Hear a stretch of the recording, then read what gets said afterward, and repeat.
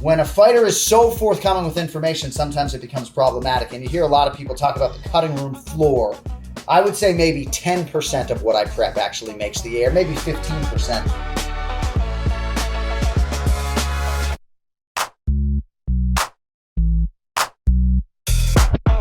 When I have an East Coast pay-per-view, I'm afforded a lot of extra time here during the day. So for example, Navajo Sterling, you see I got my black stuff that was written down before the fighter meeting, and then the blue stuff is all the gold that he gave us in the fighter meeting. You know, for Sterling, first time in the USA was when Izzy fought Pineda the first time. You can imagine how impressionable he was. For Jasmine Jasudavicius, she's just so generous with her time and her information. Was in Thailand in 2024.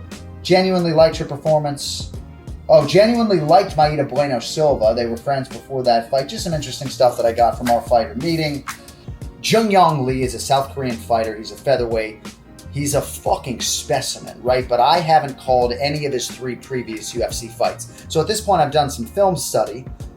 You know, one of my notes here, like there was a trip takedown in round 2 of his fight against Blake Bilder that DC said was nasty, right? So I'll probably bring that up with Daniel Cormier tonight. But in terms of like what Jung-Yong Lee does recreationally when he's not fighting, I don't have any of that stuff. I didn't sit down with him. We do fighter meetings with 14 of the 26 athletes. So Jung-Yong Lee, I got a little space there and I'll fill that in today. I just want to go through some of these other ones.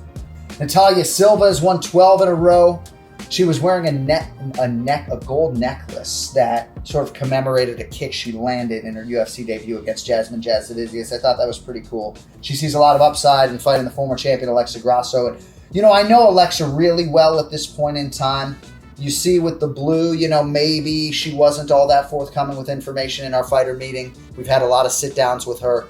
We've extracted a lot more, I think, in prior fighter meetings. Ayman Zahabi, obviously, you know that guy had a lot to say, but this fighter meeting took place before his fight was unceremoniously moved up to featherweight. So it's going to be interesting to navigate that walkout, to be sure. Valentina Shevchenko, Manon Fior.